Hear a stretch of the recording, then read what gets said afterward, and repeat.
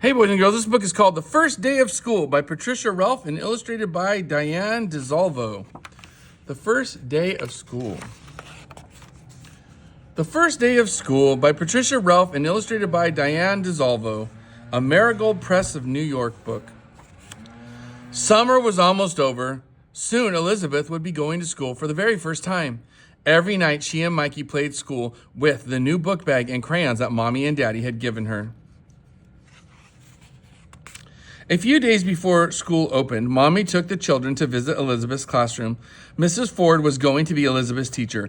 "Come, Elizabeth, I'll show you our room," said Mrs. Ford. Elizabeth looked at the cubbyhole where she would hang her jacket, and she saw the gerbil and the bathroom and the shelves full of books and toys. "I like this school," Elizabeth said. At last, the first day of school arrived, and Elizabeth woke up very early, and she put on her special present from Grandma, a new pink sweater with a bear on the front. She ate her breakfast in a hurry, and then she waited by the door, all ready to go. Mommy is taking an awfully long time, Elizabeth thought. Elizabeth didn't want to be late for school on the first day. But they got there right on time, and Mommy helped Elizabeth put her things in her cubbyhole. Elizabeth couldn't wait to join the class, but first, Mommy and Mikey had to give her a goodbye hug.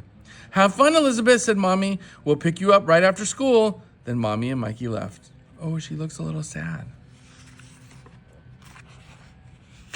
Elizabeth looked around the big, busy room. She didn't know any of the children, and now that Mommy and Mikey were gone, she felt all alone and a little bit scared.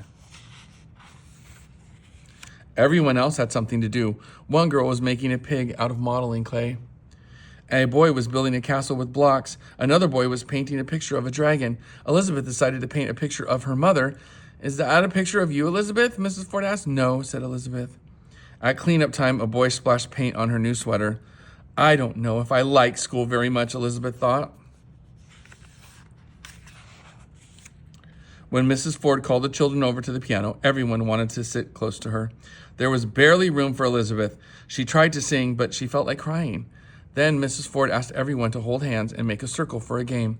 Elizabeth didn't feel like playing. She wished she could go home instead.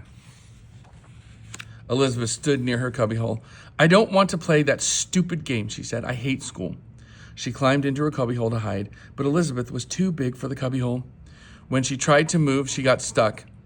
"Help!" Elizabeth wailed, and a little boy named William was the only one who heard her. He untangled Elizabeth's jacket and helped her climb out.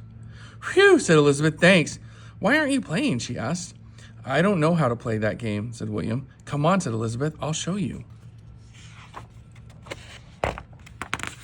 Elizabeth took her new friend's hand, tapped a girl on the shoulder, and got into the circle with William. "I'm glad you and William joined us, Elizabeth," said Mrs. Ford.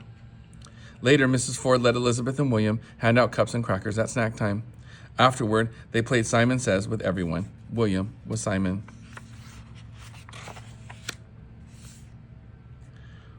"What did you do at school today?" asked Mommy when she and Mikey came to take Elizabeth home. "Oh, nothing," Elizabeth said, looking over at William. "But I can hardly wait for tomorrow. I like school."